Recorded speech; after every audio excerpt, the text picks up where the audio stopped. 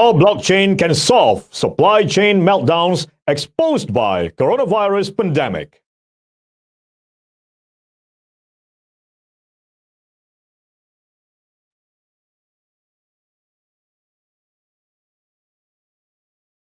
Hi, welcome to Convex Hub channel. I'm Bani Rezan, your host for Expert Insight at Live, a broadcast series featuring forums and interviews with industry thought leaders on market, policy, strategy, technology, and innovation that will steer the industry growth.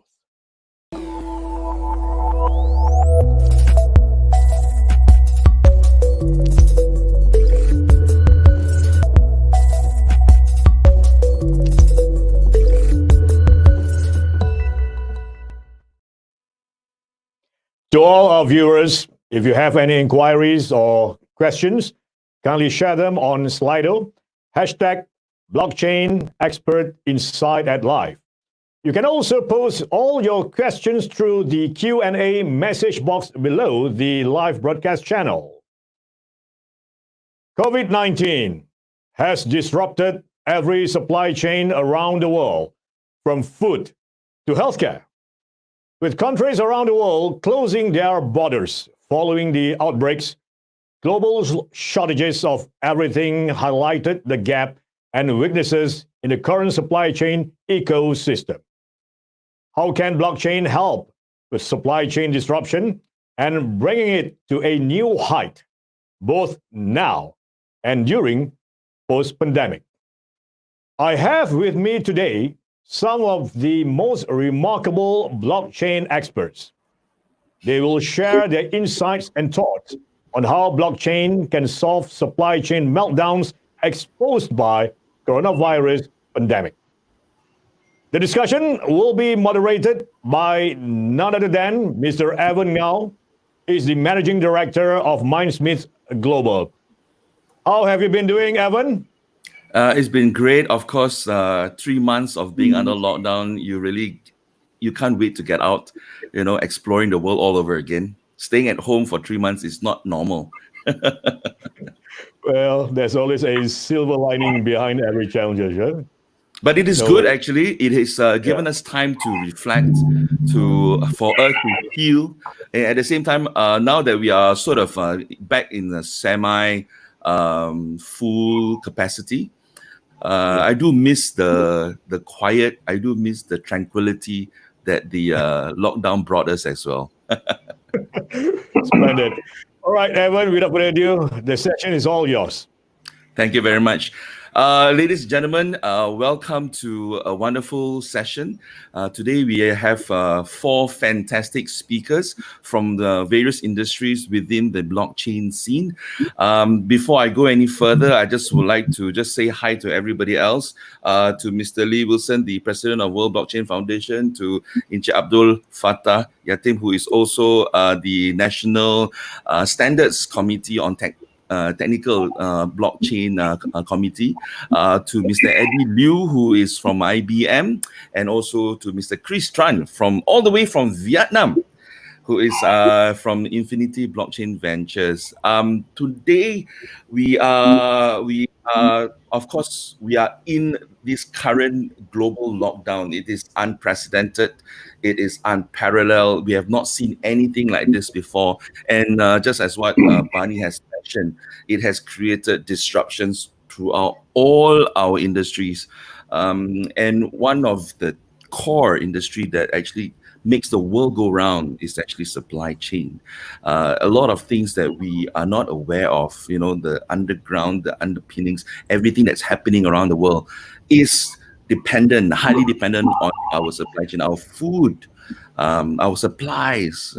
Even when we talk about buying stuff from Alibaba, from Lazada, everything involves supply chain, the management of supply chain. But before I actually start off today's conversation, I would like to give each and every one of my speakers that opportunity to first introduce themselves. Of course, it would be nice to hear from them as well. So maybe I will start off with Encik Abdul Fattah. Maybe you would like to introduce yourself. Just give a very quick, brief introduction of who you are and what your background is. Okay, thank you, Evan. You all can hear me, right? Yes. Yeah, okay. Okay, my name is Fatah Yatim. I'm the chairman of the Standards Committee on Blockchain and Distributed Ledger Technologies. This is a committee under the Department of Standards Malaysia, which is basically under BT, Ministry of International Trade Industry. Okay, so this committee, excuse me, comprises organizations from the government sector, the private sector, industry, academia, and NGOs as well. And we work together with at the international level with the International Organization for Standardization, ISO. There are currently about 50 over countries that are participating in the standard development for blockchain. Now, the main thing I would like to mention about this point is that while the technology is still evolving, the international community has decided that we need to develop standards because blockchain crosses borders and cross organizations. So this is very important for us to come to standards early on. Okay, that's briefly I can say about what I'm doing currently. Thank you very much. We're definitely going to be hearing a lot more from you with regards to standards and how we actually bring this entire industry together as well. Next to Mr. Fatah is Chris. Chris is all the way in Vietnam, our only non-Malaysian panelist. I'll let Chris introduce himself. Good morning, gentlemen. My name is Chris. Thank you for the kind introduction. So yes, I'm the Vietnamese panelist that we have today. But actually, we are running an blockchain advisory firm that have offices in Malaysia at the same time in Vietnam. And some of our group entities are in other locations in Southeast Asia and in Asia as well. Because of COVID-19, I kind of have no option, but kind of have to go back to Vietnam and stay quite safe here. I'm really excited and can't wait for the chance to actually to go back to Malaysia to see my team in Malaysia very soon. I think with the topic that we have today, actually as a company, as a product advisory firm, we have a few live cases on the supply chain. Especially we have observing some pickup in the solution during this special time, which I will share a little bit later as well. Once again, it's great to be in the same panel with a lot of the reputable expert in the field. Thank you.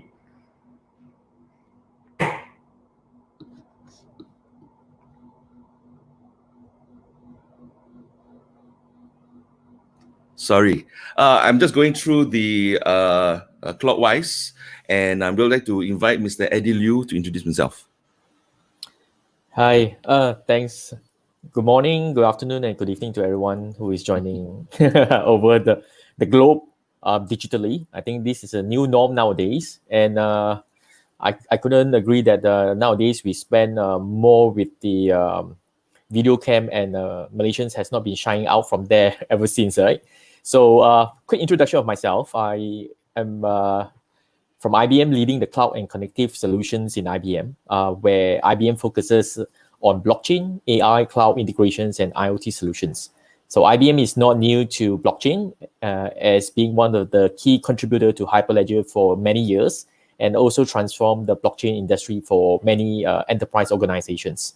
So in the industry, for example, Maersk and IBM has also teamed up to provide and improve the worldwide logistics and green lanes efficiency in joint venture teaming up of a company called TradeLens, and also some examples of other part of the world in retail and supply chain is Walmart, where we help Walmart to improve food trust, where consumer safety is key priority. So in a nutshell, when they scan a barcode or on their products on the shelf, they can trace where it is being grown and being from the farm and how it's being treated. And same goes to some of the initiatives in UK government where they have livestock, where we also do farm to fork to make sure the transparency between ministries, that they understand how those livestock is treated. Because we know there's a lot of these diseases in the cow and the meats, not very far from what we remember. And also to make sure that we also help financing institutions as well to handle many of the trades using blockchain. So blockchain is really not new in this industry, but I think there's still many ways to improve it. And I hope this joining the many specialists today we can actually have a very fruitful discussions to actually help the industry to move to the next level. Thanks. Thank you very much, Eddie. And lastly, but not least, I would like to introduce Mr. Lee Wilson. Let him introduce himself. He is popularly known as the Bitcoin ambassador as well as the blockchain architect. So, Mr. Lee, the stage is yours. Hello, everyone. Happy to be here. I introduce myself because I started back in 2014. I started a Bitcoin World Tour. I took my family around the world like a journalist back then, and did research and learn about the technology. And then I get the new know Vitalik, and in 2015 I was one of the crowdfunder for Ethereum, and later on a participant of many of the earliest projects, including the DAO, the infamous the DAO, which caused the hard fork. And I'm also the founder of World Blockchain Foundation, and co-founder of Gartner-listed advisory Blockchain Zoo, and ex-advisor for the Blockchain Sandbox of China, advisor to the Newton project, the award-winning Smart Mesh, which is now doing its experiment together in Singapore with the Live Lab, and Pundi X, Malaysian-based.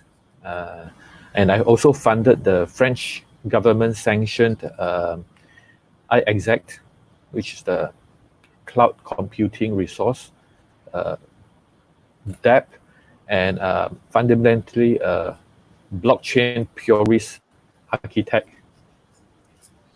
So, wow, full of accolades today. I'm sure we're going to have a lot of interesting discussion. I just want to have a bit of housekeeping announcements before I get it flowing. Today is not about me. It's about all these speakers. I'm going to give them more time.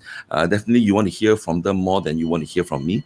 But I will be moderating, and I will be also checking the private chats. So maybe for the audience who is here, just to give us an indication that you're here, just give me just to say hello to everybody. I'll just type in so that I know that you're there. And if you have any questions, I can also see some of the private chats. And we are going to open up some, of course, at the end, the last 15 minutes, we're going to open up the floor to everyone else who is actually watching in. If you have any questions throughout the session, please type them in. I would like to park them so that we can actually address them right at the end. So as at any point you will have any questions, just put it in the private chat. But I would really appreciate if you just say good morning or hello to all our panelists. I would really appreciate that, and just type in a hello in our private chat. Okay. So anyway, if you are ready, let's get started. Obviously, this whole idea of there was a meltdown. I'm going to break the discussion into three parts, and I'm going to try to make it as fluid as possible. I'm going to allow you to have your free hand in discussing, or if you have anything you want to say, you can, if you want to put up your hand or whatever, so that we know that you have something to add into the discussion. Please do so. Other than that, I just want to set the stage clear. I think where we are at is that we want to talk a little bit about how did this meltdown happen? What happened? All right. And to draw you to the context of this pandemic and this meltdown, I think at the very beginning of this current lockdown, or the global pandemic that was called by WHO sometime in March, we started to realize that there was a huge shortage of our PPE, the personal protective equipment, amongst the healthcare professionals all around the world. And it was a big hoo-ha over in the United States, as well as in many parts of the world, where the frontliners, our healthcare professionals, were struggling to get the PPEs, whether it's from China, whether it's locally. And of course, we had a huge, of course, it was nice to see the locals coming together to build, to create and produce and manufacture face masks. Some of the people started building, also creating, manufacturing the PPEs, and to help out the current shortages. So I'm going to use that as the setting to discuss about this supply chain meltdown? Of course, as we talk about it, you are free to give us examples of where the meltdown happened along the supply chain as well with regards to other industries. So I think I would like to start off with this very open-ended question. Why did it happen? Why do you think that there was this current meltdown, and how did it happen? Maybe I would like to start off by inviting Encik Fatah to maybe give us a rundown, as in why you think there was a sort of quote unquote meltdown of our supply chain. Your mic.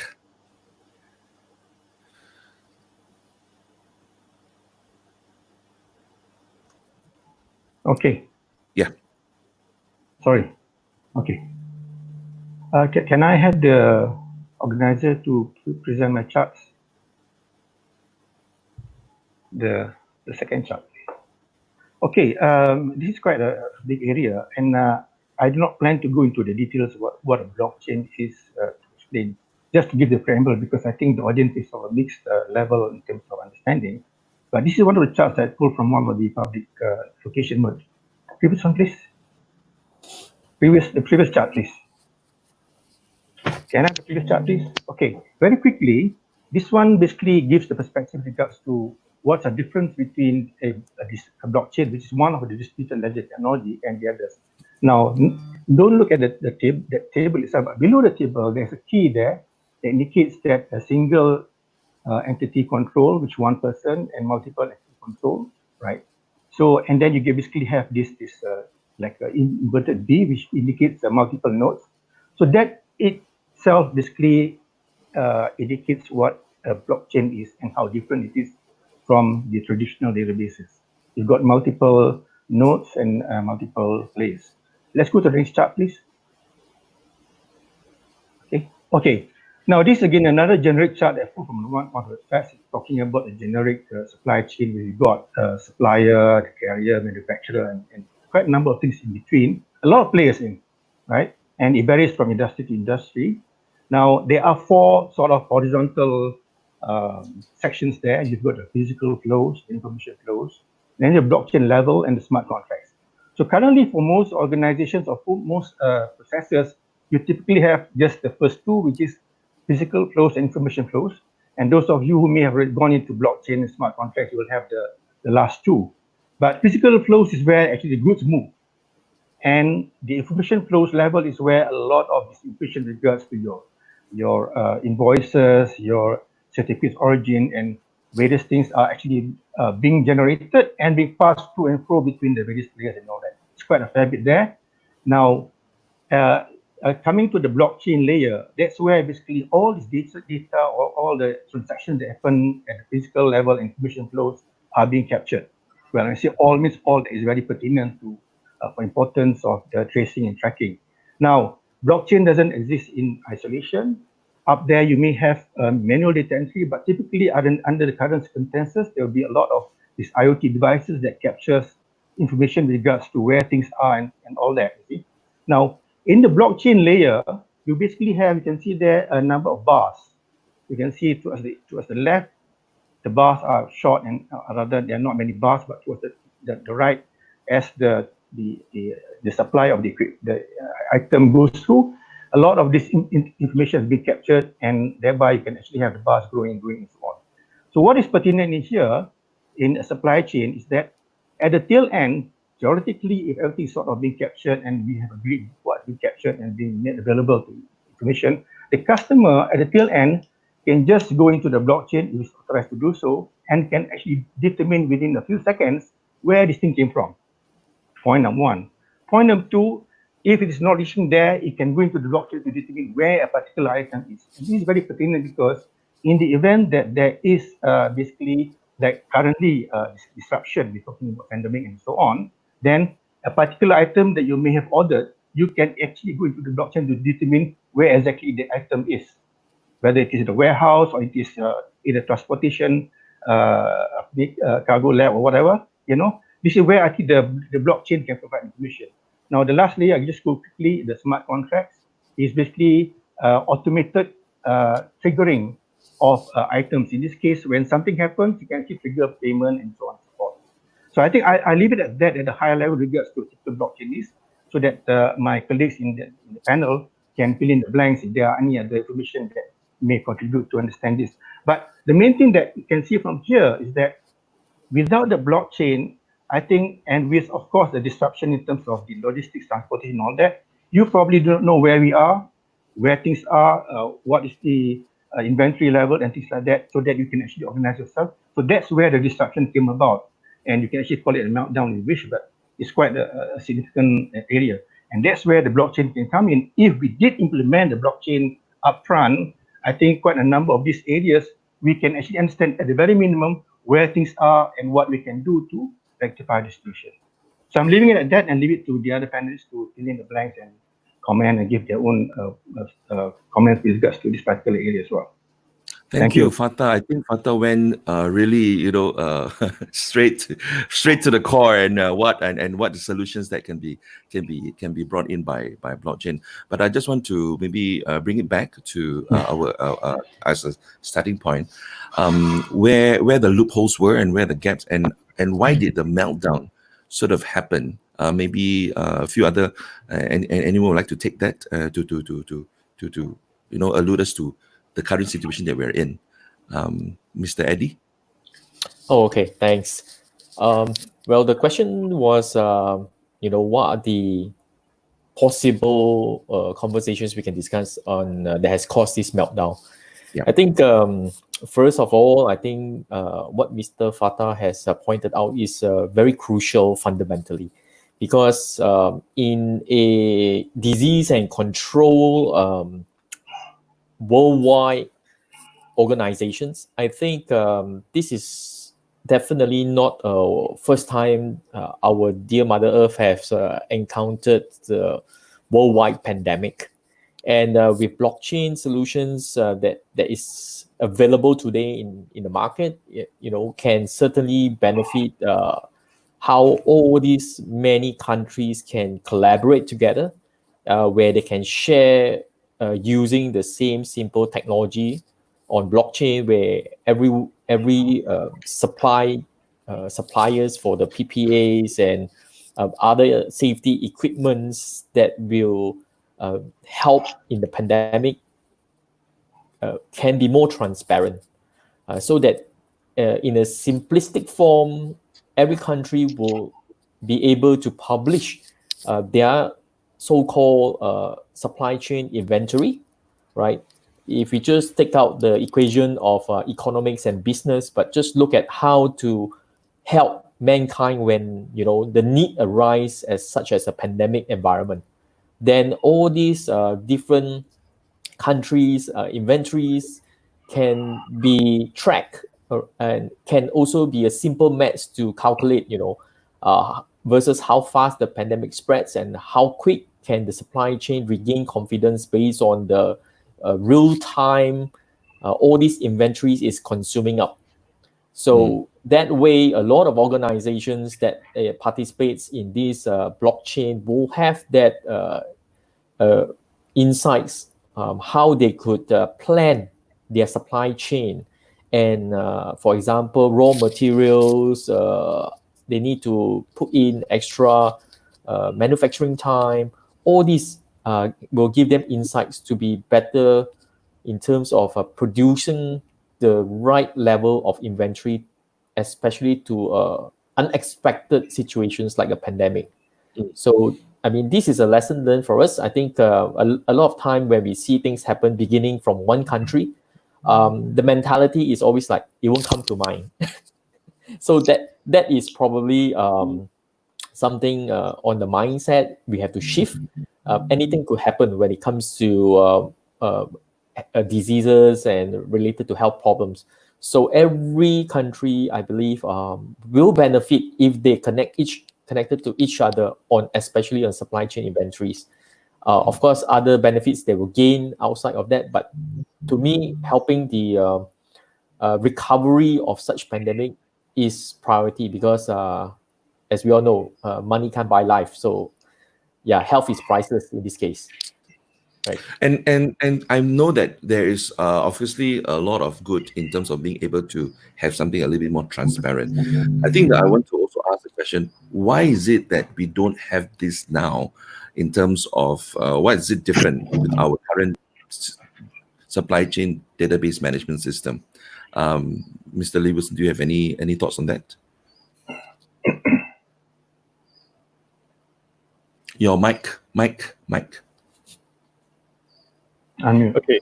Normally, I always like to use the common person's language to explain something that could be very complex to very simple things. You see, since the 80s, okay, with the internet and everything, we have globalization. And so everything we use, everything we eat, actually, it's, it comes from somewhere. And people start to take for granted. We never ask where they come from or how is it. We just pay for, whatever we want. And then suddenly, when the pandemic hits us, and then you have all the lockdowns, you have all the movement control and such things. Suddenly, people can't go to work. Okay, factories have to close.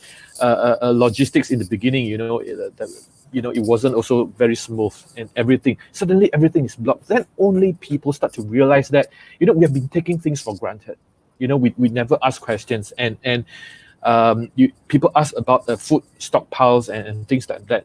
Luckily, we still have food in Malaysia. That's the lucky thing. So eventually, in a very short span of time, we suddenly accelerate ourselves. I would say accelerate. People think that the pandemic slows down the economy. People think that it slows down. It sort of slows down the earth moving. But I don't think that's the case. In another sense, it actually accelerates the pace, especially in the technology sector. Why? Because suddenly we leapfrog into the no-touch economy, or rather touchless economy. We actually, in a non-pandemic time, actually we the panelists, we should be sitting face to face, talking, discussing, and arguing with each other. But now we have to do it online. Okay, this is one of the things. Okay, but what I'm trying to say is when the no-touch economy comes around, it suddenly brings us to the issue that all along this, because when we talk about supply chain seems to be a buzzword. But as I always say, for even the housewife working at home, it concerns them. Why? Because it matters, because if you go to the market, you buy a vegetable, you buy something, it must come from somewhere. Okay, and we take for granted where it comes from. So when no touch economy comes about, you have to think, from the farmers, from the plantations, you have to move something, and then you need to document it. It's all touching economy, and then you need to pass that piece of paper, for them to sign, and then pass that bit of paper to the warehouse, and then from that warehouse, you need the delivery to come, and then you need to write on a piece of paper, and then you pass the invoices. It's all touching, and touching is how the pandemic starts. So now we minimize touching, and everything needs to be digitized. So when you digitize, you have to be concerned about the security of the digitization. Besides that, you need to be the database. Is it trustworthy? Where is it from? And where are the sources? So in a supply chain, actually, it is the story of a product from a plantation, from a pool, from a pond, from a farm, all the way, to the table. And our problem is we only before this happened, we never realized the only audit trail we have. Audit trail means something you can check back. Okay, it's only at the last point of contact. Okay, what do I mean by that? If a housewife goes to a supermarket, buys a vegetable, he gets a receipt from the supermarket. Okay, so he knows this vegetable comes from that supermarket. So that housewife only have the last point of audit trail. But further than that, where does this vegetable come from? No idea. Okay, so similarly for the supermarket knows that this delivers from one of the suppliers, from one of the wholesalers. And because they know, because they signed the invoice, right? They signed the receipt, the delivery, so they know it comes from there. And before that, no more. So you see, our point of audit always starts, and it always stops at the last point. So when we talk about supply chain, actually there is the length of supply chain. The supply chain can be very short. Very simply put, the shortest supply chain is you can imagine your next door neighbor planted a mango tree. So when there are lots of mangoes, you buy the mangoes from your neighbor. That is the shortest supply chain you can think of. So you can see the mango from the tree. You take from the tree, it is there, no problem. It's all good. But what if say you buy like I say, I always like to use the housewife mentality to understand a very complex issue. So when you go to the supermarket, you buy garlic, and there's garlic from China, right? My God, how long that chain is? From where they plant the garlic, and then they need to stock up at the warehouse there, and then they need to send from their kampong, from their village warehousing, and then they might need to use the old small scooter thing to send it to a bigger one, and then for the bigger warehouse, and then they need to send it to the port, and then you need the port, and then you go up to the shipping, blah blah blah. Wow, so you're talking about a short chain, then no problem, no issue. But what if you talk about the long, very very long chain? Then you have a big problem, you have a big issue, because anything can happen along that chain, and there's no transparency, and there's no trust in the database, and there's no tracking system back, and that is the biggest problem, where I see the pandemic has brought us to focus back on this very basic issue that suddenly accelerates itself right in front of our very eyes. So this is how I see the pandemic, how it has accelerated the issue of supply chain to us, and there where we have to solve this very key and important and critical matter. Thank may you. May I just Yes, add a few lines sure. from Mr. Wilson? I think having for example, if every manufacturer produces their own goods, like all the face shields, face masks, and protective gears, they have their own system to track how much is produced. But the question is, if I don't share it with my neighbor, and they will use another different database to keep track of what they have produced. So what I produce and what my neighbor produce is not connected at all. Mm. So, and with that, no one has one big view of what is there around me and my neighbors today. So all these databases are in silo. I mean, per Mr. Fatah's slides that were shared. But when we imagine all these silos of information are now connected together, then we will see what Mr. Wilson will say. If I produce 1 million and my neighbors produce maybe 5 million, then we will have a total view of 6 million of face masks being produced. Rather than, I keep in my own nutshell and try to do as best, but I couldn't help the world. But at least when I'm connected, then we know the total supplies that can be produced. And audit trail will help as well, because you will know which country produce it and what standards they use, and really are they a surgical masks or they are just a typical 3-ply mask. So at least we know the grade as well to differentiate how we should use all these protective gears. But the bottom line is, when these informations are connected through blockchain, then we will be able to solve many disparate silos of information. Right? So I guess the question begs, we have already established the fact this is the current pandemic, the current issue, caused not just merely by the pandemic, but the pandemic, like what Mr. Lee Wilson has said, has sort of expedited, escalated, for us to realize that this is a real issue with which regards to, globally, everyone will have our own production, like what Mr. Eddie has mentioned, production capacity, but, one produces 5 million, one produces 5 million, but we are all siloed in that mentality. So the question begs, how do we then integrate supply chain into blockchain? And the last person who has not yet spoken is Mr. Chris, and since he's with Infinity Blockchain Ventures, a blockchain venture company, maybe you can give us an insight in terms of how this could possibly be conducted or be done, and open up for discussion with the rest of the panelists as well. Sure. Thank you. So I think let's me go back to your first question a little bit very quickly. I think both Wilson and Mr. Eddie already mentioned about like the potential, like a reason why we have a meltdown in the supply chain, because I think the world economy is flatter than you ever imagine it, which meaning that your economy, I mean the production lines in Malaysia or in Vietnam is also depending on somewhere else as well. And I like that the example of the mask, right? In Vietnam, we have the production capability to produce masks, but we couldn't make a single one for a period of time. You know why? Because the material is coming from China.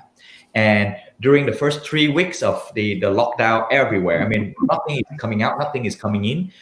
So that is one thing as well. And it's related to the stock management that I think Mr. Eddie mentioned, that like if we already aware that these things can coming in, and that at least you need to have some decent stock of material in your warehouse, then you can produce something like this, right? And of course it can increase the trust by improving more transparencies in that, like Mr. Wilson mentioned. But I guess come back to some of the real cases that we have been observing and doing during this time, is that for a lot of the product that require from the end user to know where is it coming from, and basically the origin, the creator of the product is super important to the value of the product. That is where we see it can pick up the best value from blockchain in supply chain, for example. And actually, especially during the COVID-19, actually we got a chance to providing the blockchain traceability solution for one of the client in Malaysia, which is the famous mango harumanis from Kedah. Just like I think Mr. Wilson mentioned about, it's a new norm, people staying at home. And, when you buy the product, yes, I know Grab can deliver some stuff into your house and everything, but how do you know that it's coming from which manufacturing, come from which farm in the case of fruits and stuff that you eat and everything, right? So providing information and transparencies regarding data for the end user to see where it's coming from, and even how it's being grown or made is super important during this time as well. So I think we have to identify the type of product, the type of producer that benefit from that feature during this time, because not every product will need that. Not every product will need that. And we learned that with hard lesson as well. We thought that, like traceability, right? Everyone can benefit from it. Everyone will love it, right? But eventually it's not. Only that the product that have good value because of their origin, because of their branding, because of, the creator of the product, it's basically carry half of the value of the product. That is where blockchain traceability can make the most sense for all of them. We're not talking about, like onions or common product or something like that, but a product with a specific brand that it can help them to protect themselves like that. Yes. I agree with all of what has been mentioned in terms of the benefits that will be brought in by utilizing blockchain and integrating the whole blockchain solutions into supply chain management. You're talking about the ability to traceability, to identify where it's coming from, even from its origin. You're also talking about record data keeping, knowing inventory, where the stockpile is, because it's more transparent. One of the key benefits of blockchain is, of course, the veracity of data, the ability for it to be, when you want to verify a certain data, of course, blockchain increases that ability. I still want to go back to the question, and how do we integrate that? And I want to bring it back to this concept, because we know it's good. We know that it is going to be able to support our supply chain potential meltdowns in the future when we have all of this integrated into the whole blockchain system. The question is, how do we do that? I would like to open up to all of you, the experts here. How do you propose us to be able to do that? Because currently you already have databases, and a lot of, we've also heard how people say that blockchain is a glorified database, but it's a very powerful glorified database. So open to the panel. And anyone who would like to take this? How do you propose this integration to happen? As Mr. SD just said, that it's not for all products. So at the moment, because due to a few issues like IoT issues and due to tracking issues, I mean, it's like becoming a trend. Everybody's talking about, oh, if you have a problem, you know how to solve it. The solution is blockchain. So similarly with supply chain, now you have a problem. What to do with it? Oh, we have the perfect solution. It's blockchain. Now, having that said, to really put it into blockchain, you really have to, to your question, like how. Okay, so to answer how, first of all, you need to establish a trustworthy data entry point. Okay, so if without the trustworthy data entry point, it's worthless. Because there's a saying that is GIGO. GIGO is garbage in, garbage out, right? So first of all, you need to have a very trustworthy data entry point, the collection and the recording, okay? And then secondly, you need to have a trustworthy database. To put it into simple IT language, you need to have servers, okay? Servers and database. In blockchain, we call them nodes, okay? So you need to have these places to where you key in and record the data. And then thirdly, like I say, I have just said, if the chain is short, that is probably okay. I mean, if you have organic cabbage coming from the Cameron Highland, then that is still probably okay because Cameron is not very far, okay, and the cabbage there and it's organic, so it fetches a higher value. People want to know that they are paying the real value, it's money for value, and then value for money, and the cabbage is sent from them, maybe directly just right down to your supermarket, or some even do a direct transportation. Now, in that sense, this chain is shorter, is still okay.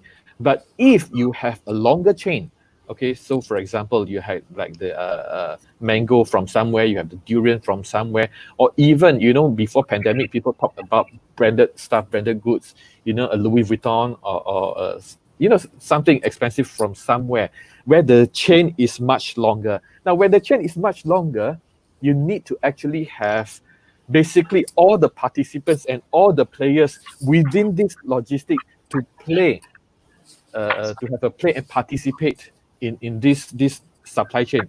If not, there will be a hacking Bad point. players in between. Bad players, or we call it a hacking point, because Yep. as architect, you need to think of the very basic process from the ground, from the sea, right up to your table, right up into our mouth. So every single point, as when the chain is longer, you need to have all the players to be involved in this to be able to set up a proper supply chain that is powered by blockchain. And also, you need to have a multi-layer architecture. Why do I say that?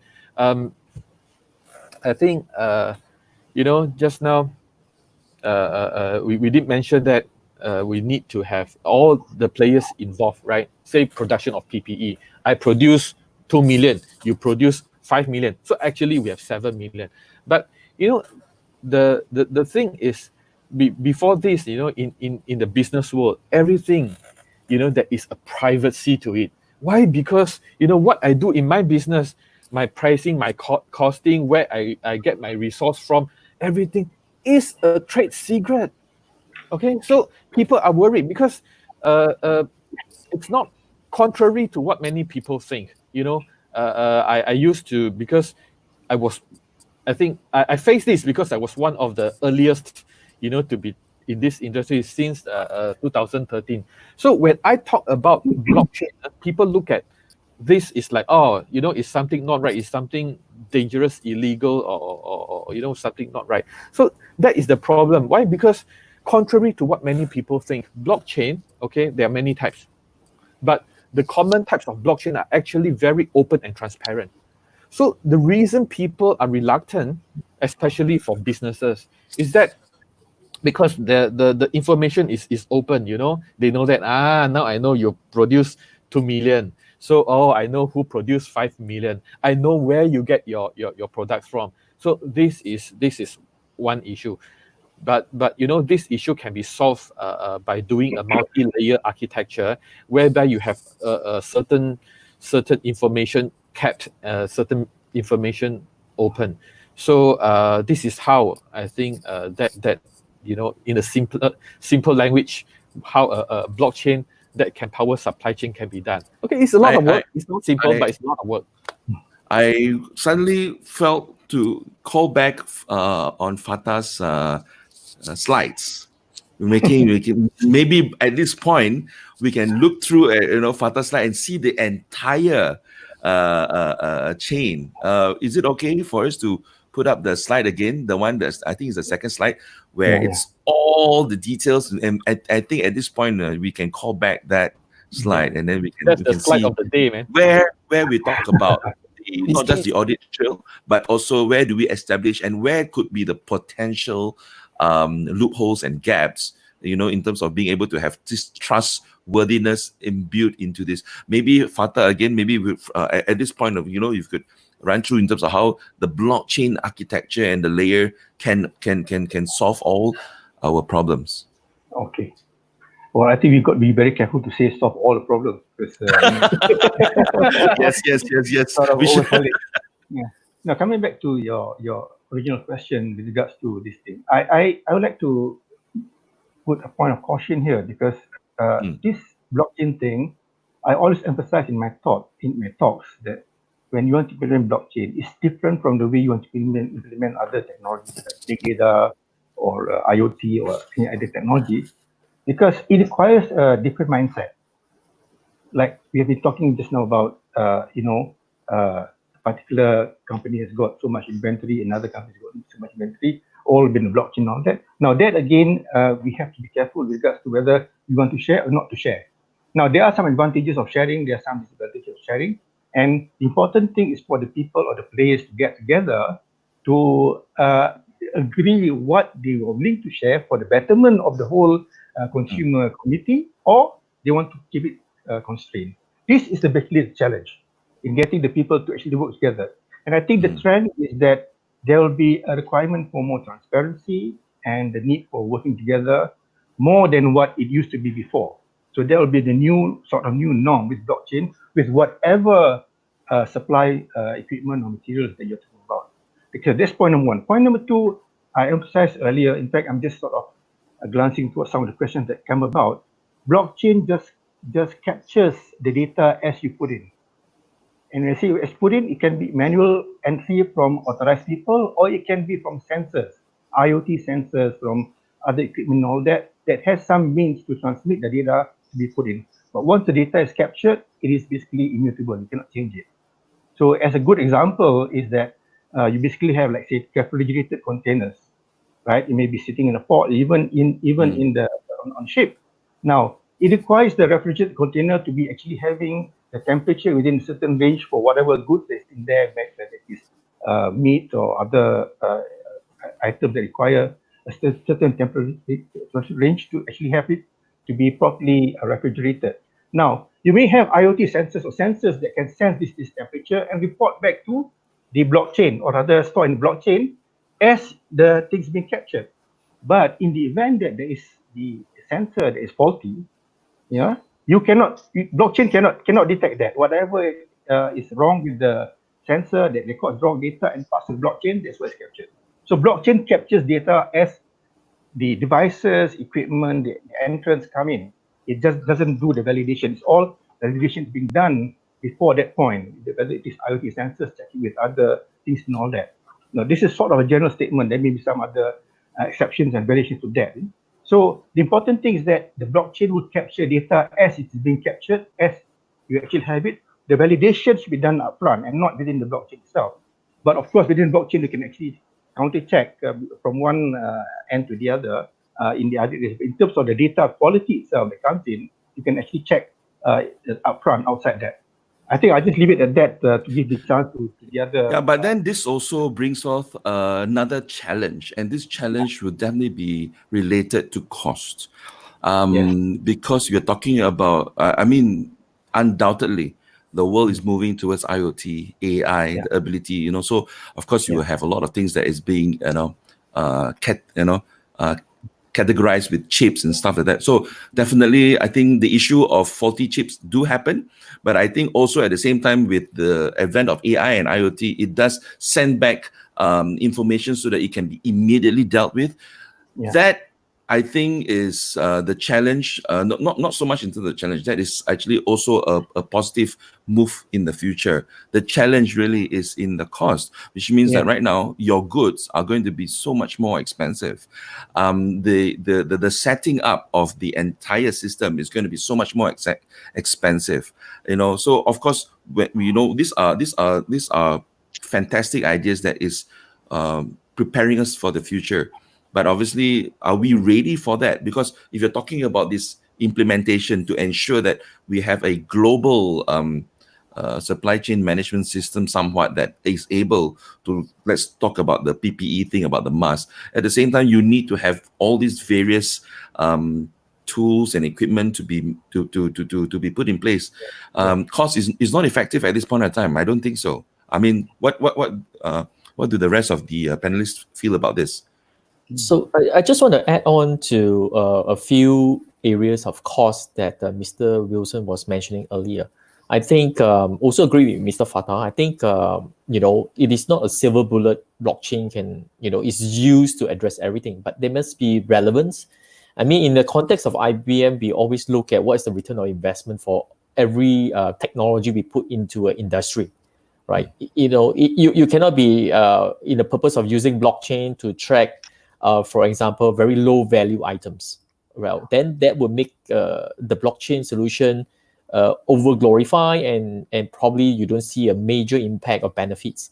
But if you are tracking, for example, blood diamonds, for example, in this case, right, and it's a high value item, and you try to kill two birds with one stone, and blood diamonds comes from illegal use of underage or the abused children, in very far-in countries to mine all these diamonds, and those are illegal practice. That's number one, and we are trying to avoid those infants' lives to change them, and also the same. We don't want to promote illegal activities, and it also affects the value of the diamond industry. So if we look at the compounded business benefits of trying to solve here, blockchain becomes a natural candidate for this situation, right? As it goes with why Walmart actually wanted to implement blockchain. And it's very simple because if you go to China, if you go to a shopping mall, and you try to pick up milk powder, right?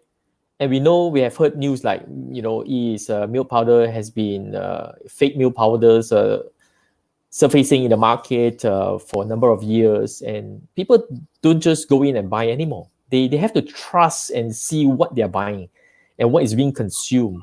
And especially when we're talking about lives of infants and all that, those are the project benefits we see as a very exponential. And secondly, there are many separation of data we can share on blockchain.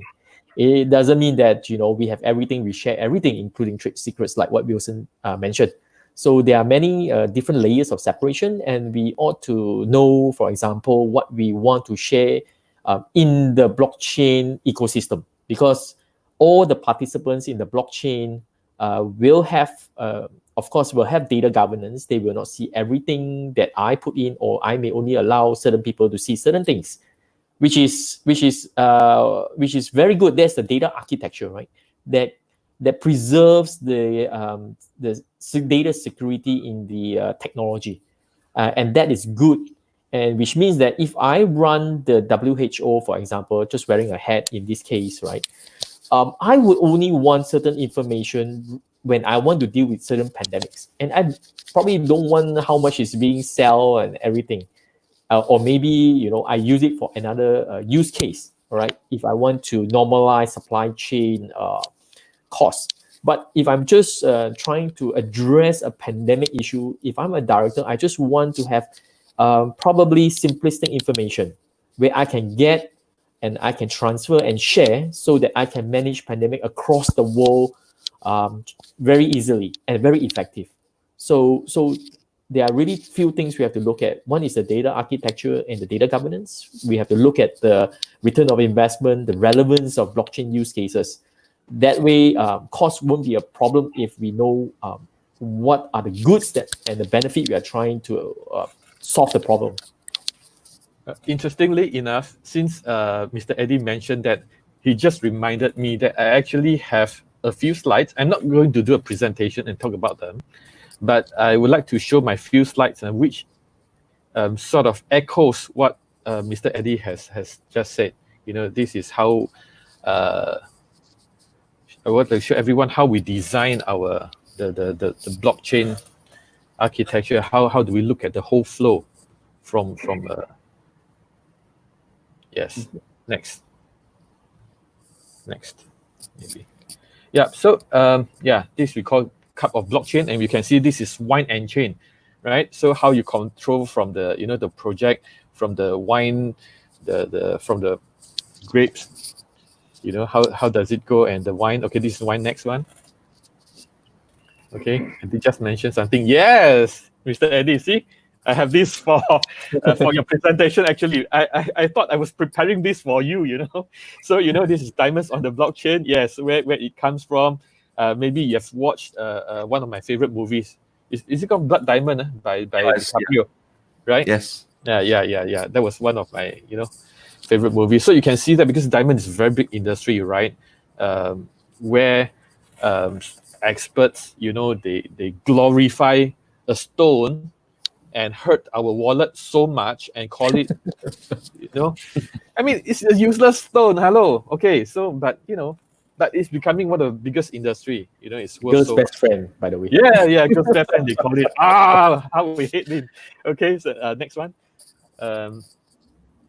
Next. I think I've prepared quite a few. Next, please. There. Drugs on the blockchain. By the way, when we use drugs here in the common language, it actually means medication or medicine. Medicinal drugs. Medicinal drugs. Yeah. Okay, medicine. Yes. Hello. You use like this medicinal CBT. It's CBD. Yeah. In fact, in UK, there's a very big chain group. They call them super drugs, right? If you're there in UK, right? It's called super drugs.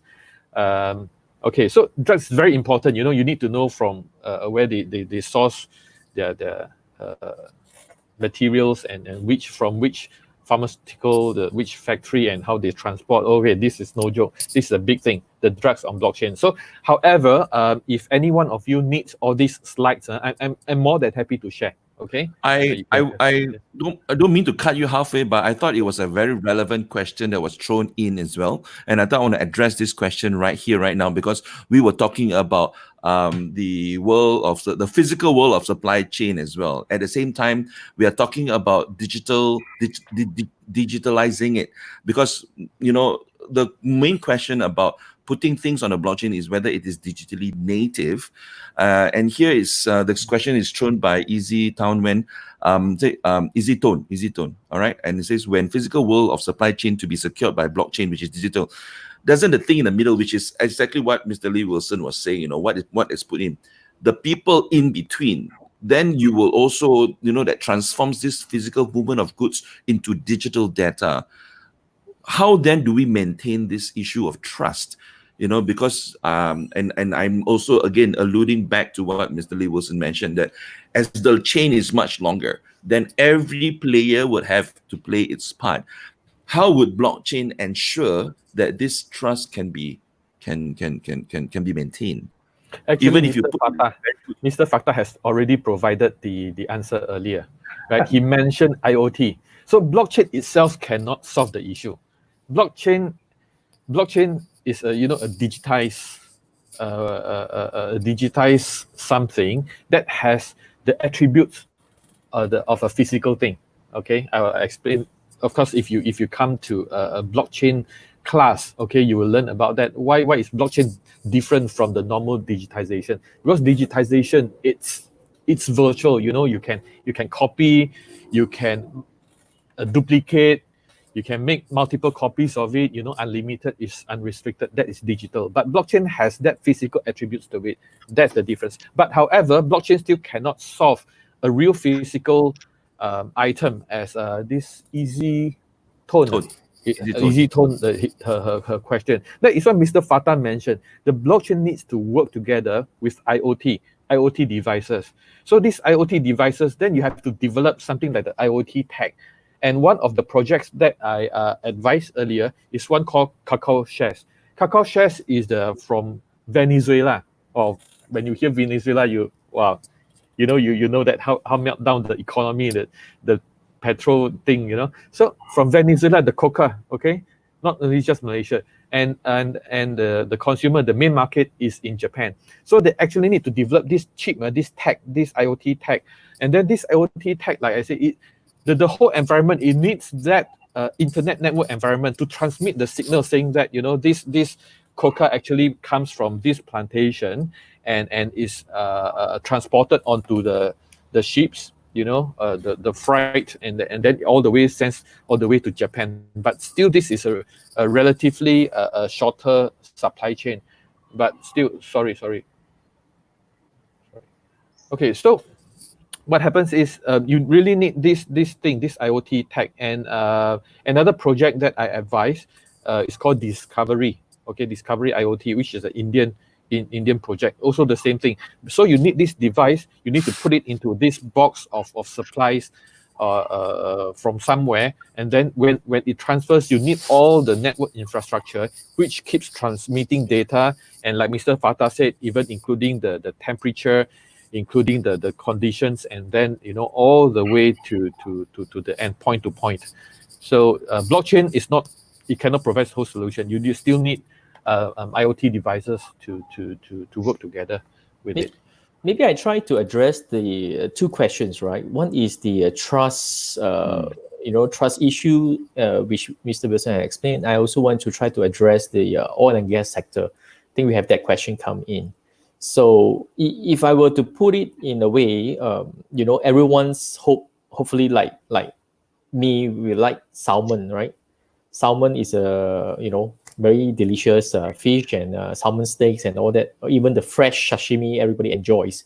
So, but salmon to be shipped from one place to another place, you need to ensure that it's fresh. You have to ensure that it is kept properly refrigerated under certain temperature to ensure that it is its freshness is there, and it is not spoiled or contaminated, right, throughout the whole entire shipment from one place to another. So like what Mr. Wilson says, there are a lot of Internet of Things devices that measures temperature, measures certain air quality. For example, when the salmon is moved from one place or to the truck or to the warehouse, probably all this information are very transparent to the blockchain solution, that it will really pick up all this information, right? Of course, if there is some alerts happen, investigation can still go and to ascertain whether the IoT devices is faulty, then remedy can be done.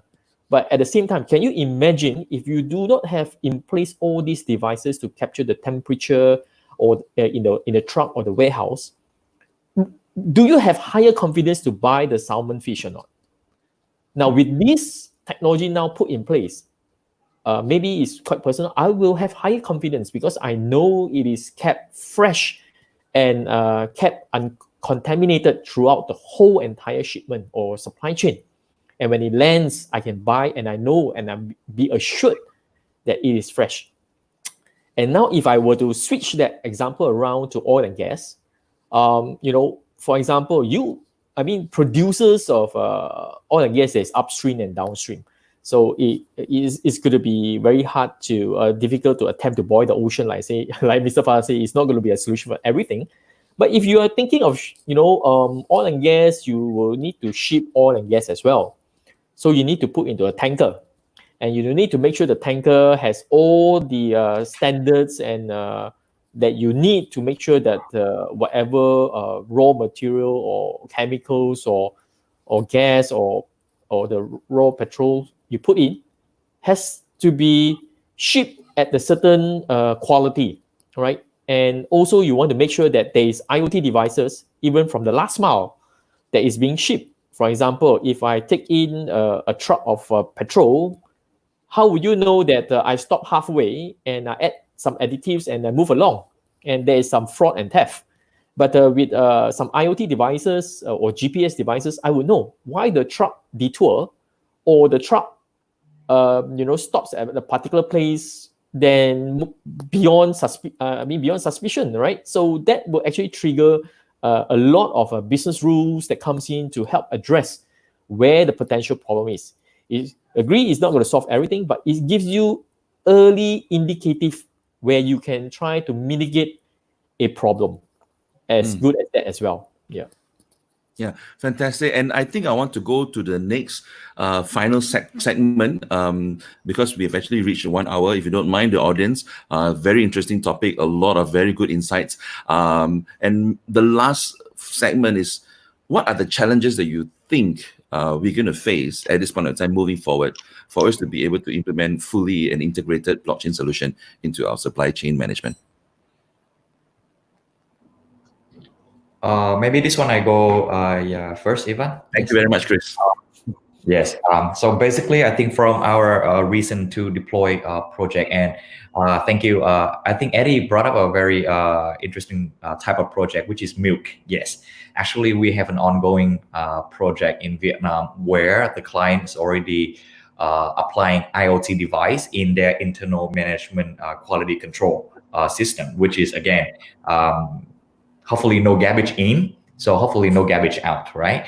So now they just need a proper tool to make sure the trust along the farmers, the producer, and the manufacturing of the milk group, right, can trust each other. So all of those live data can get into blockchain and so on and so on. But again, I think I would just mention one challenge so the rest of the panelists can share theirs as well.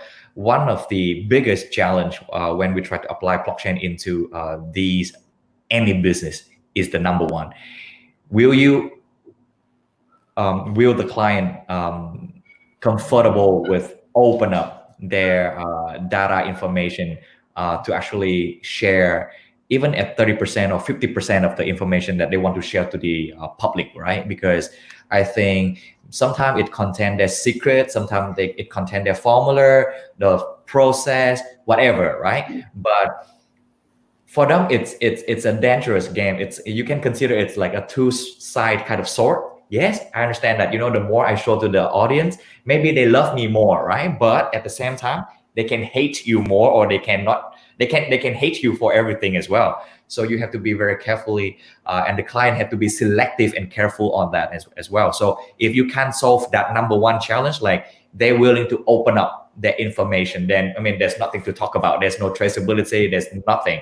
Even though if I have a solution, there's nothing for me to track. There's nothing for me to show, right? So I just gonna throw it out there. The number one challenge from me. Yep. Oh, thanks, Chris. I can see your hand up, Wilson. You would like to add on to that? No, just answering Eddie's question. Chris' question, because this is actually a very, very big topic that needs at least another 2 hours of debate. Okay. Yeah. The thing is, you see, like that is why I say you need a multi-layer architecture, whereby you only give. So you need a full blockchain solution. It simply means when I talk about full blockchain solution, do I actually mean a lot of the current ones are half-baked ones? Maybe sadly, yes, because to really build it, you actually need a multi-layer. When I talk about multi-layer, you actually need to know what information, which part of the information to be opened up to who. So one of the projects that I advise, I just give this example, then I think you will get the point. They will answer a Chris issue. So one of my the project I advise is called ID Hub. So it's about ID. Can you imagine how important ID is? So Mr. Fatah did mention a very, very key thing. I think the whole takeaway for today's forum is Mr. Fatah's opening speech, whereby he says, blockchain is not just about a technical solution. It's a totally new mindset. Okay, hats off to you, Mr. Fatah, for this, because it's a whole totally new mindset. And when you talk about identity, can you imagine our personal identity? So now, the only way I can prove myself is Wilson. You see, how do you know I'm Wilson? Come on, Mr. Fatah, Chris, Eddie, Eva, how do you know I'm Wilson? A police who stops me on the streets, I tell them I'm Wilson. Exactly. Exactly. It's not funny. You see, I cannot prove myself as Wilson unless I show a card, a piece of paper saying that, see, this piece of paper say I'm Wilson. But that ID also can be fraud and can be forged. Exactly. So I cannot prove myself, I need a piece of paper to prove myself. Now, however, then the whole concept, the new mindset of blockchain is, what if suddenly this ID, you see, we never own anything. I don't even own my own ID. It's ridiculous, right? But what if in blockchain, I can own my ID and I can use my ID to go to the KDN. In Malaysia, we call KDN, right? Kementerian Dalam Negeri, the Home Ministry. The Home Ministry. Say, I need to take my ID to go to the Home Ministry, for the Home Ministry to say that, okay, yes, I confirm this ID is Wilson. So you give the ID. So I need to take my ID to the Transportation Ministry, the JPJ, right? To say that, okay, yes, Mr. Wilson, this is your ID and I confirm that you have a driving license. I need to take my ID to the bank and say that to the bank, this is my ID. So the bank that, yes, I will open an account in accordance to your ID. So you see, today we own nothing. We don't even know our ID. But in the future, if blockchain works, we actually have our own ID, which belongs to us, that we can take to everywhere to verify, yes, this is me. Even on Facebook, for example, social media, even on Google. If you read the T&Cs on Facebook, actually Facebook owns us, We don't own our account. No, even Facebook owns us. That is how all these giants, all these industrial, all these IT giants are making millions and billions, because they own us as users. And then they will go to the stock market and say that, see, I have all these users, they are my assets. So we belong to them. So they sell us off, for how much per user or per database. That is where they get their market value from the stock markets. Okay, so turning back to, I'm not digressing. So going back to this question, if I take my ID and if one day the traffic police stops me along the way, okay, and police would have a DAPP, a decentralized app, right? That's what they always say, but if it is, it's not always that very decentralized, but just not for argument's sake, we just say the traffic police actually have an app to scan my ID QR to see if my driving license still valid or not. So say this traffic police is scan my ID.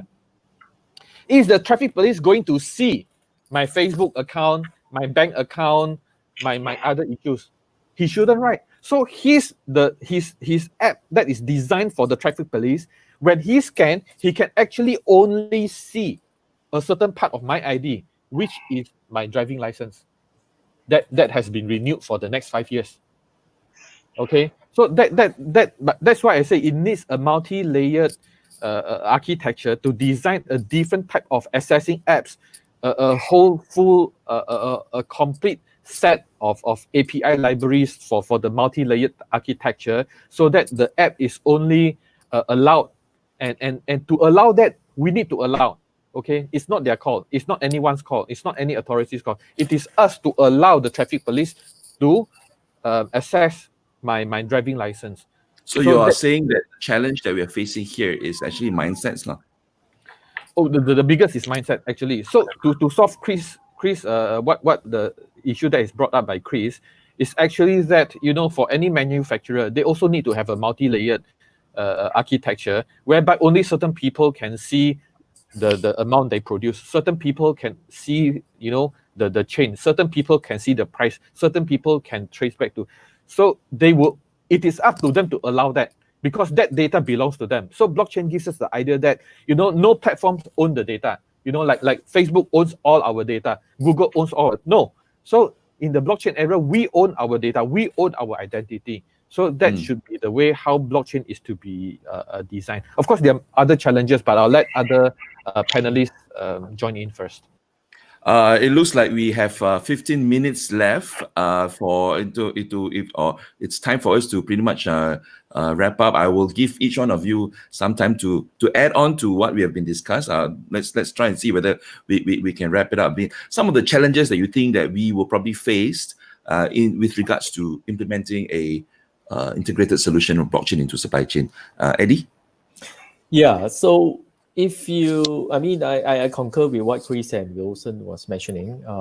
I think the level of challenges varies from industry to industry, right? There's no common problem we can apply to all use cases. But if you talk about blockchain having to have an ecosystem for a purpose of a pandemic, is probably less a concern of a trust issue, right? Because we are just sharing inventories, right? And not other trade secrets, or probably we may even have a database to collect all the raw materials and we know where to source. Because the manufacturer may only know 10 suppliers, but if you are connected to blockchain, you know 1 million suppliers, right? So you will know where to solve that problem. But if you're talking about a public blockchain system, like what Mr. Wilson is saying, then it's a different degree of challenges we have to deal with, right? With regards, then they involve a lot of trust issues we have to solve. For example, all the things, I'm not going to repeat what Mr. Wilson have nicely put in. But for example, if we are trying to solve, for example, Canada has implemented a voters registration system. That's public, right? And that's for the nation. And that is to ensure that there's no false voter or created fake voters into the whole ecosystem, right? And they will use multiple ways to authenticate and to see whether you're the real you, right? And those will require a high level of different agencies in the government to work together, right? And that will be a different challenge. Meaning to say we have to get multiple ministries to collaborate and to have a common goal that what they are trying to achieve in the project, for example, is a voters registration. Then the challenge is totally different from the pandemic situation that we are trying to solve. So every different use case we are trying to roll out have a unique challenges in its own space.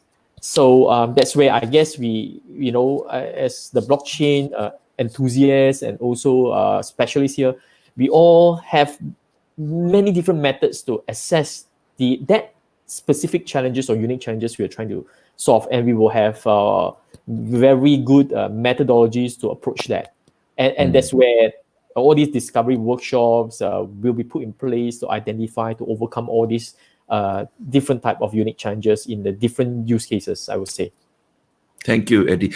I got one question here, where is and I would like Fatah to probably have the last say. And it says that what is required for government to implement policy for blockchain in supply chain during pandemic for contract tracing purposes. All right, this is from Vietnam, and since you are somewhat semi-connected to our standards committee, maybe you will have your last say. Okay. I actually, Eddie and William has actually said a few things that actually relate to this issue in regards to getting the mindset and actually like government agencies together. I've got actually one chart to actually explain the challenges. The next chart, please. Next chart, please. Okay, this is extracted from a case study report from UAE, learnings from the UAE. Now, just to give a background, the UAE has got a very big plan for blockchain implementation basically throughout the whole of the country. Okay, and it is driven top down by the highest most people, the sovereign there, drive it down to basically the government agencies and basically the whole nation. Yet, with their experiences that they have gone through, they found that the majority of the challenges are non-technical challenges. Right, you can see the top bar there is non-technical challenges, and quite a number there. You can actually look at the chart later on. But this comes to the point that was earlier mentioned and repeated by William and so on and so forth about these are the non-technical issues. It's the mindset issue, the people issue. And coming back to the general question about government implementation and all that, yes, they have to work together, and importantly, they have got to have the right mindset to be working together to ensure that any current so-called apparent or actual hindrances can be addressed somehow by working together. Now, this is quite a big story by itself, because I think currently we have a lot of ministries, a lot of breaking up, especially with the current government. We've got a lot of ministries. It may be a challenge to get them to work together. But very important is the mindset to actually get these people to work together, whether it's the government or in the private sector. If the mindset is not right about sharing information, about ensuring that there's no duplication of work and things like that, then we will have a problem if we do not have the correct mindset. I think I'll just leave it at that to ensure that we have the message across that we all have to work together, players to work together. It is not merely a major technical issue. The mindset issue and addressed from the UAE experience is so quite clear, despite the fact that this is being driven top down. So I'm leaving it at that, and maybe let the others comment as well. Thank you very much. It has been a fantastic time. I'm not going to close just yet, just give a quick summary. I think it's almost impossible for us to just end a session like this because there is a lot to discuss. There are a lot of, we have pretty much opened up a lot of wormholes, and hopefully that one day we'll be able to close them one by one. And hopefully if Convex Hub is interested, or if people are interested to find out a little bit more, we are going to have future sessions. Of course, any questions that you guys may have will definitely be appreciative. But before I actually hand this time over, I'm just going to give all my panelists 1 minute for them to have their last say. And I will begin with, just now I started off with Fatah, ended with Wilson. Now I'm going to start with Wilson, and I'm going to end with Fatah. Wilson, 1 minute. Last word. Okay, the thing is, we all take for granted, we talk about blockchain, but never have we mentioned that the internet coverage for the worldwide. Do you know that more than half of the people, maybe 70-80%, has still no internet coverage? And if you don't even have internet coverage, how do you block blockchain on it? Okay, that is one major issue. Second issue is the smart physical tech thing, okay, whereby whether it's the IoT issue, whereby it's a GPS with a temperature thing, okay, that tech is still quite costly, okay.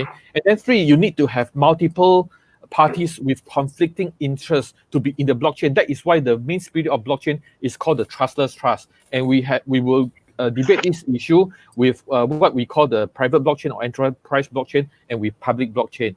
Okay, and of course the garbage in, garbage out issue, and the trustless trust. I always mention one of the key point which makes the data trustworthy.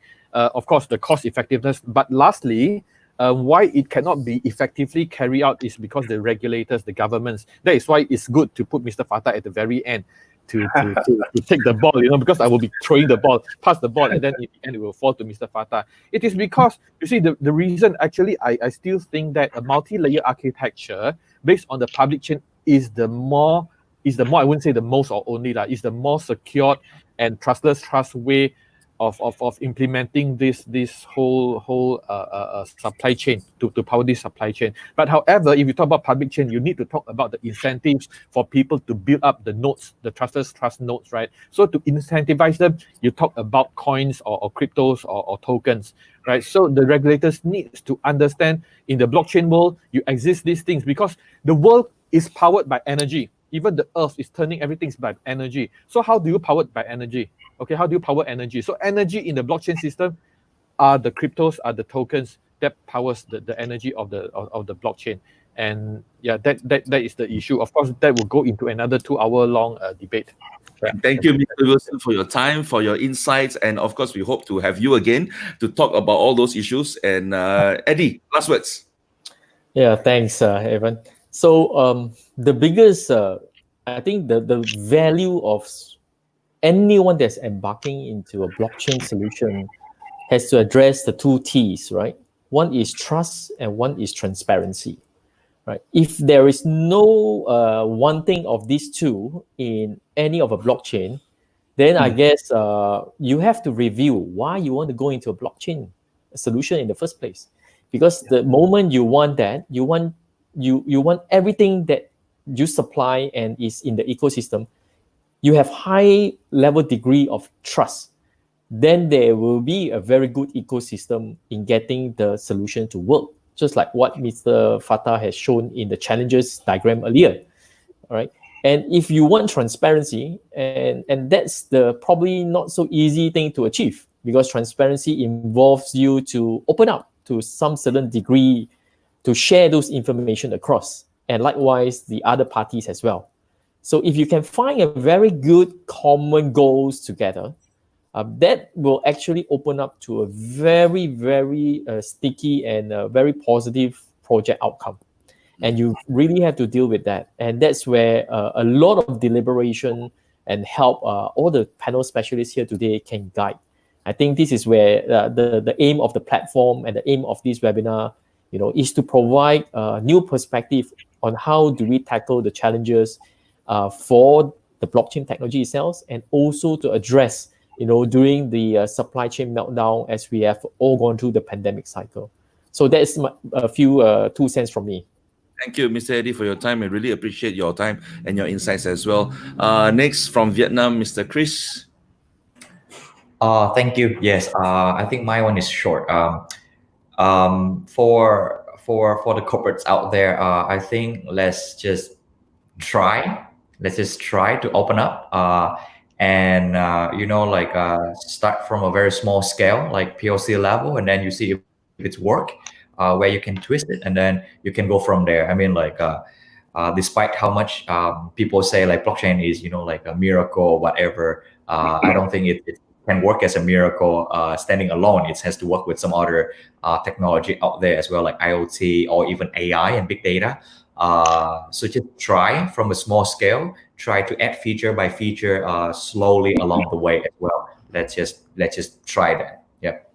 Thank you, Chris, all the way from Vietnam. It is always nice, when a forum, a panel is worth its salt when you have a national regulator. So to close it all up, we have Encik Abdul Fattah Yatim, the chairperson of our National Standards Committee.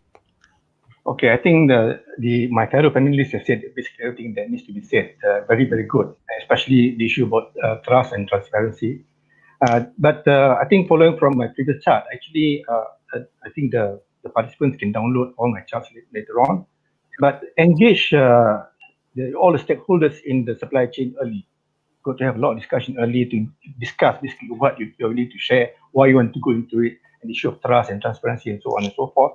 Then at the same time, look for opportunities to re-engineer your process, your own internal process, as well as with this your immediate partners and so on and so forth. Then I think this is the opportunity to look at it to say, why are we doing things the way we have done before? Can we do it differently with blockchain? Okay, look for that.